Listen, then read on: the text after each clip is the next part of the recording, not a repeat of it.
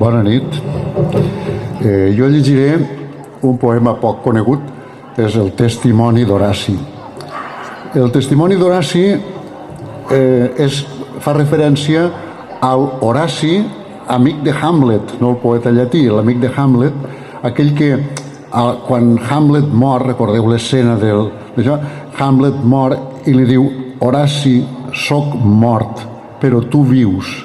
I tu vius per a contar les coses terribles que hem vist, l'assassinat del pare, el matrimoni de l'oncle i la mare de Hamlet, la mort d'Ofèlia, en fi, totes les coses terribles. Però Horaci, en uns poemes més avant, li diu que no pot acomplir l'encàrrec, perquè, de fet, estima Cheryl.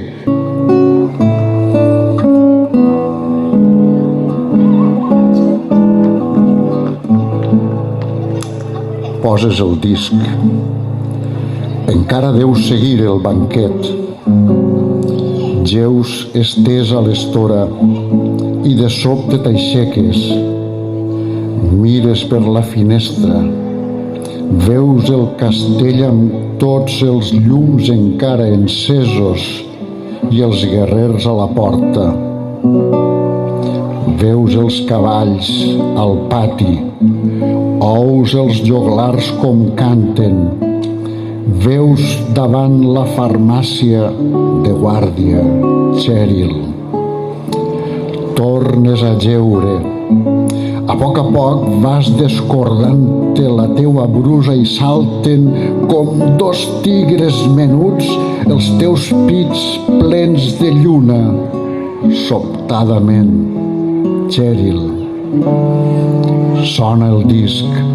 Ous encara els joglars, ous els blasmes, entra tota la lluna per la teua finestra. Ets al mig de la llum de la lluna, Cheryl. Lentament, mentrestant, has anat descordant-te la faldilla i ets nua, estesa per l'estora, i centres o situes el seu paisatge amorf, descrit amb fils finíssims, amb la teua nuesa que reivindica l'ècloga i tantes coses bones. Es desfà contra el teu cos una brisa culta. Salta una aigua salada, versos de llargues síl·labes. Virgili i Garcilaso han d'estar molt contents. Sents un desig horrible de plorar, de matar-te. No volies anar al col·legi. Ploraves. La teua mare et deia que hi havies d'anar. No podies passar-te tot el dia jugant pels carrers amb els nois, amb les noies, Cheryl, tirant pedres als gats, tirant pedres als gossos, lent l'amor en el banc crepuscular del parc, bevent el vi barat de boiroses tavernes o fumant el tabac dels mariners remots, acaronant un gat en el teu entrecuix.